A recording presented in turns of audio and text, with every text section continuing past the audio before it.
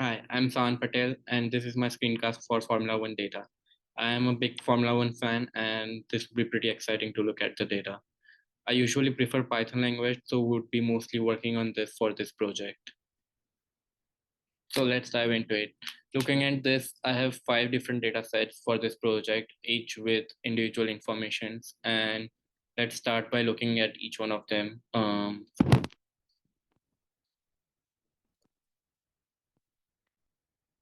Results from for each race from 1950 to 2019.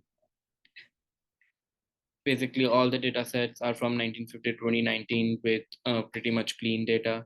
Here for the races.csv, we have um, each season and the race round with location of the circuit, date of the race, and the URL of Wikipedia page. This Wikipedia page includes the weather data, which was used by which was used to scrape the weather data, which we'll see later on. Moving on to the next data set, we have results.csv, which includes the race results for each individual race for all the 20 drivers or how whatever number of drivers they had in that particular year or round. So, for example, let's see at year 2019,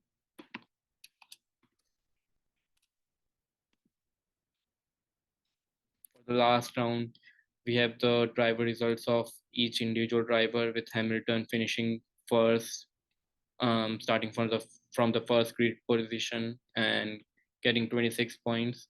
So we also have the points scored by each driver in each race, and that status on where they finish the race on. Like for example, they had a issue with brakes or they finished after one lap after the first driver. Moving on to the next, we have driver standings.csv. This is basically the standings of the drivers after just before each race. So this would be the total sum of points they had from the start of the season to the race before the current race. So for example, here we are seeing the 21st round. So this would be the that Hamilton would have 413 points from the first race to the 20th race, and all the related data to it.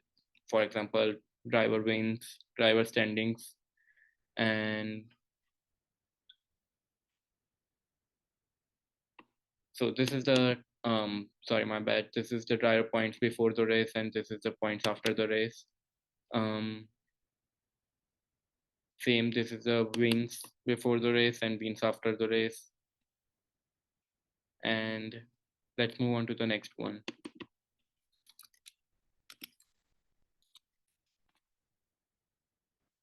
Constructor standings are also designed the same way as the driver standings, but instead of all the drivers, this includes the 10 constructors that are currently racing. This might be different for the earlier data based from around 1950 or 2000. There might be different constructors or with different names. Um, yeah, it's pretty much the same with driver points after the race, driver point before the race, their constructor position, and their constructor wins. And moving on to the last one, we have the weather data. Weather data is, as I mentioned earlier, scraped from the URL we saw in the races.csv.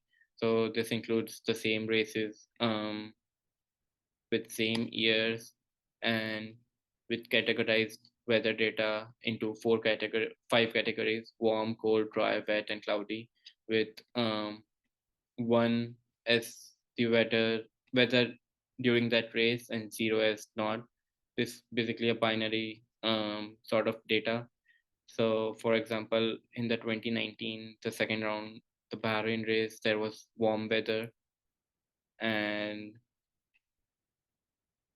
for example, on the 2019 Silverstone race, there was a cloudy weather, as we see 1 here and 0 for all the other categories. Moving on to the next section, we'll do basic data cleaning. The data is mostly clean, but it still requires few cleaning to do.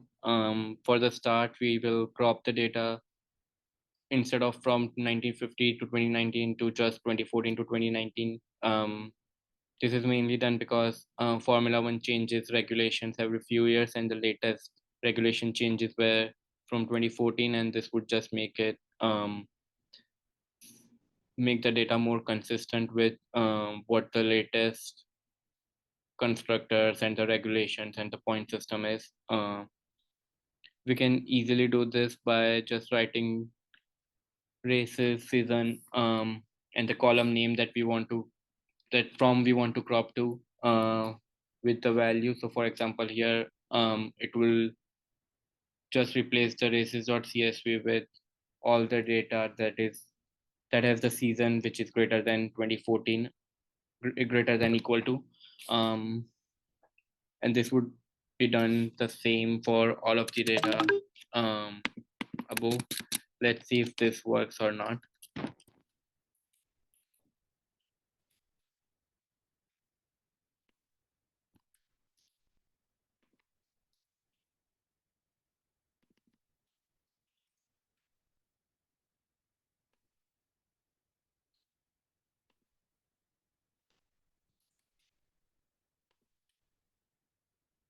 Yes, so here we can see instead of 1950, it's now 2014. This would be the same for all the data sets that we have to make the data more consistent. So after cropping the data, we'll move on next to find if there are any null values.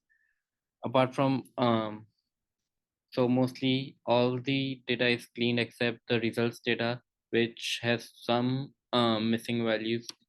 We can just do this by checking if there are any null values in any columns and just make a total of it. And we can see that there are 1359 missing values in time. So this column is basically the race time it took for the driver to complete the race. Since this is a pretty large number and we cannot just replace these values with the average race time of a race, since the race time depends on the chronological order of the driver's finishing position, I decided to just remove the column as it is not as important as required for the further analysis. So moving on to the next, we remove unnecessary columns from particularly 3 data sets which had some unnecessary columns. For example, we remove races, columns, URL, latitude, longitude, country. And as explained earlier, we are removing the time of the race from the results. And for the weather, we already have the categorical columns and we won't be requiring the individual weather data. So we'll run this and we can check if we have successfully removed the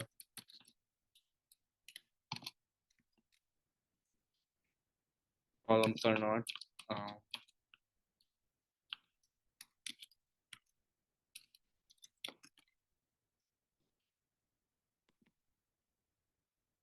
We can see that the URL, latitude, longitude, and the country columns are now not there. They are being replaced and a new data frame is there in their place. We can also check the results one with yes, no time column. Okay, so moving on to the next section, I'm going to map the data for map the status of the driver in the results data set to reduce the categories into simpler ones. So here we can see that I have created a dictionary with the category that I want, which is basically finished, with all the categories that are related to finished and can be can just fall into this. I found the um, unique values in the status of the driver by just calling the pandas function unique. Um, we can just do this by concatenating the column name and the function unique. And yes, here we can see all the unique values in the status column, which is finish plus 1 lap plus 2 laps, all the way from spark plug, steering, damage. So I just categorize them into finish, mechanical issue, uh, incident, and illness. And from there, I looped on looped on the map on both key and the value, and then replaced the status of the driver's columns values with the key. So it basically does it just gets the value of the status of the driver in the first row and matches that particular value with the key over here in the dictionary, and then replaces with that. So let's see if this works. Yes, so here you can see now the all the categories are reduced from all of them to just 3 categories. Moving on to the next, it is difficult to deal with multiple data sets. So I decided to merge them into one combined data set with all the values. So I just used the pd.merge to combine the data sets.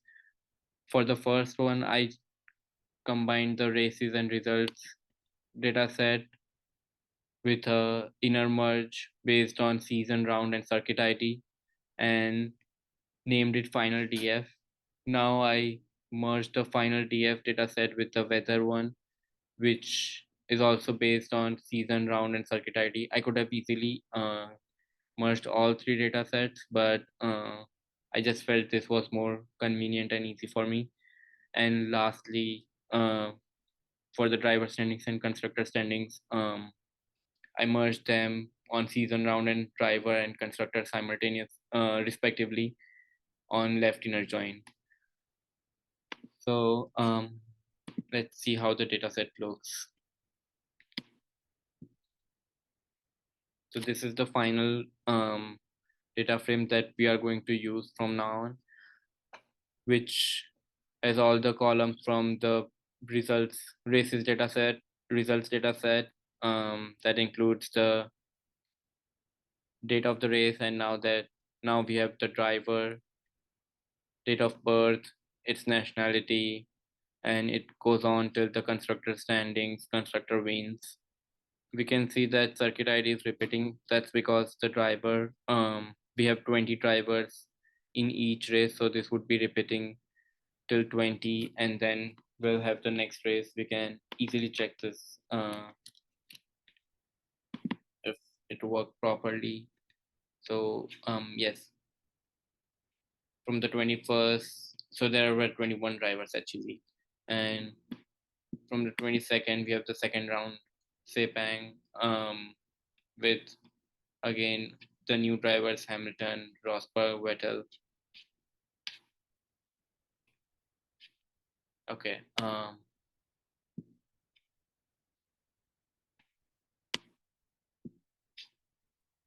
Okay, so moving on to the next. I wanted to calculate the driver dates, driver ages based on the race date and date of birth. So this would be the age of the driver on the day of the race. Um, to calculate that, first I had to convert the date of birth and date of the race to a date time data type, and then I created a new column named driver age, and calculated the age of the driver using the relative delta function, and just getting the difference in years between the date of birth and the race of the date. And I use the lambda function to loop over the entire column and do the same for every row. um, we can we can see the driver age is calculated with this. So for example, um, the date of birth is 1985 627, and the date of the race is 2014 316. So on this day the driver is of 28 age. Let's manually check this. So this would be 14 years, and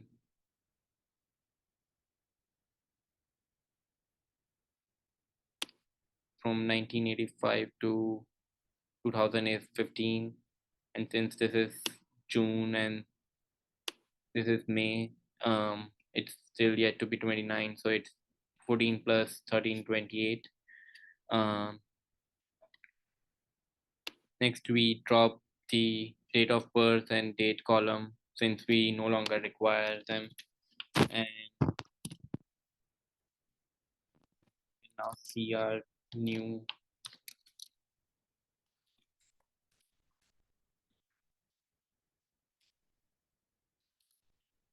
data frame with the driver age during each race. And here we have the new driver age column with 28, age of Rosberg during the Albert Park GP in 2014. Next, I'm going to transform some features of the data, specifically the ones with string values or categorical data.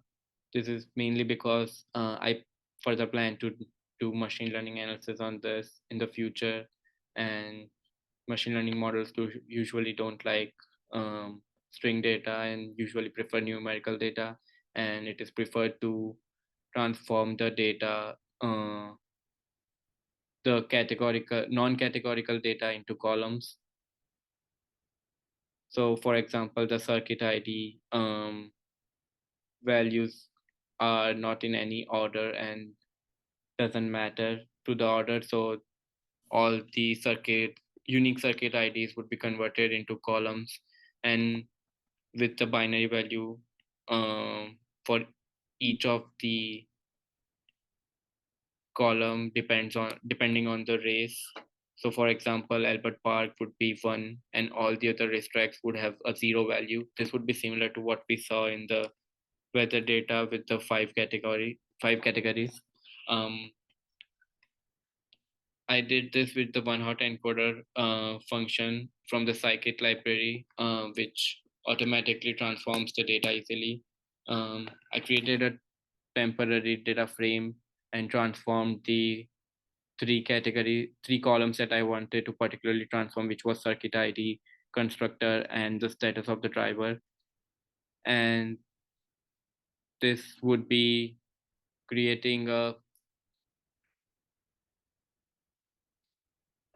separate column for all the racetracks and the constructors and the status as I explained, and give them a binary value. Next, I drop the transformed columns and just concatenate the temporary data frame that I created. Let's check how the temporary data frame looks and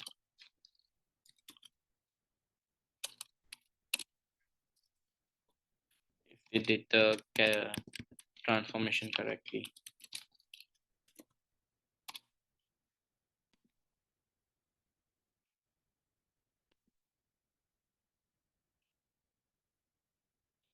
So here we can see that it already on its own created a circuit ID Baku column, then circuit ID Albert Park, circuit ID Americas. This goes all the way to all the unique circuit IDs. Now we have the constructors, unique constructors with their columns.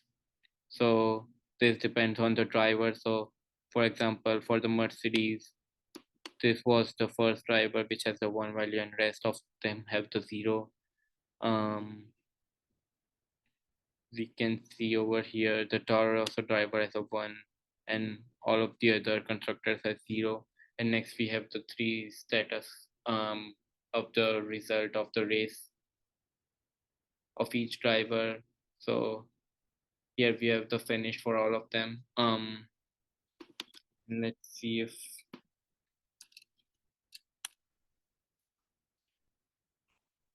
how our new data frame looks. Yes, so we have the new constructors, transform constructors, transform status, and moving on to the next and the final topic. I did some visualization on this final data frame that we got. So I did a couple of visualizations. The first is the correlation between the starting grid and the finishing grid, finishing position. So from the final data frame that I got, I calculated the correlation between the starting grid, which is 3 for Rosberg, and the finishing position, which is first. Um, I did based on grouping all the results based on each racetrack to get the idea whether how results affect the starting position on each racetrack. So there's a more chance, for example, there's a more chance of finishing in the same position in Monaco since there are very less of overtaking opportunities over there. Um, so to start, I used the pandas group by function to group the starting position and the finishing position based on the circuit ID, and then calculated the correlation of both the columns with the podium, which is the finishing position. And I created a copy list where I had to remove the all the correlation values with one. This was done basically to remove the correlation of podium and podium, and just to keep the correlation of grid and podium, since podium and podium will always be one. Um, we can see the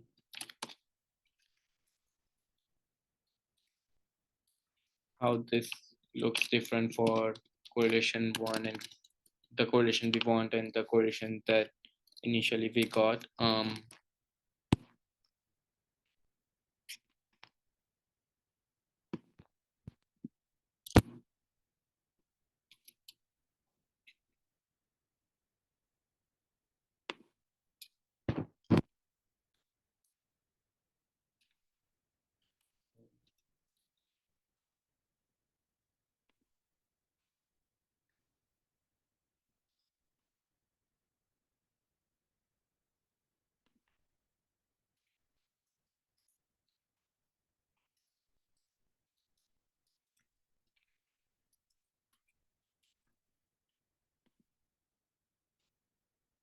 So for example, this is the Baku circuit with its correlation to podium as 0.4 and the correlation to podium which is always 1. So I just removed the podium one and kept the correlation with the of the grid and the podium for each circuit. Next, I created a bar plot with a light blue color pointed with and gave the appropriate tags of tags and labels to the x-axis and y-axis with a appropriate title. So here we can see the graph plot that was created. We can see the Baku circuit has a zero point 0.4 correlation, and Yas Marina has a 0.63 with Paul Ricard with the maximum correlation, which basically states that there is a highest chance of finishing in the same position in the Paul Ricard circuit amongst all the circuits that we have here.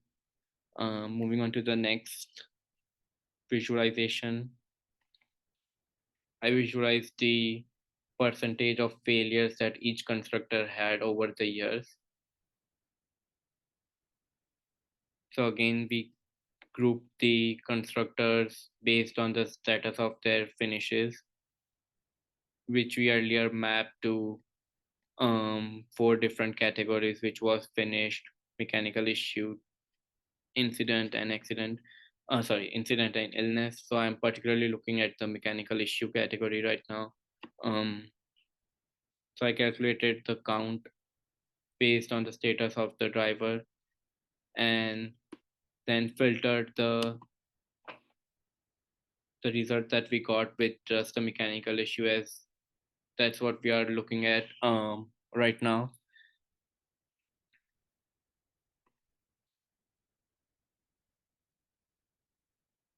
And then to make it easier, I created a new temporary data frame with unsuccessful as the number of failures that the constructor got over the years, the total number of failures. And then from and a new column with percentage failure, which was just calculating the uh, unsuccessful races divided by number of total races by each constructor into 100. um, and then we have the bar plot. So I have a horizontal bar plot as compared to the normal bar plot over here, with percentage failure, and to keep it clean, a green color with appropriate x and y axis tag and a title. Let's see how it looks. Yes, so here we can see that Caterham has the highest number of mechanical issues faced over the years with unsuccessful race finishes, which is just above over 35, I guess. Yeah, around 35 percentage, and the least for Alfa Romeo, which is around one, I guess, 2 to 3%. So yes, this was the screencast for my F1 data project, and this was really fun. Please let me know if you have any questions, and this has been a really nice project. Thank you.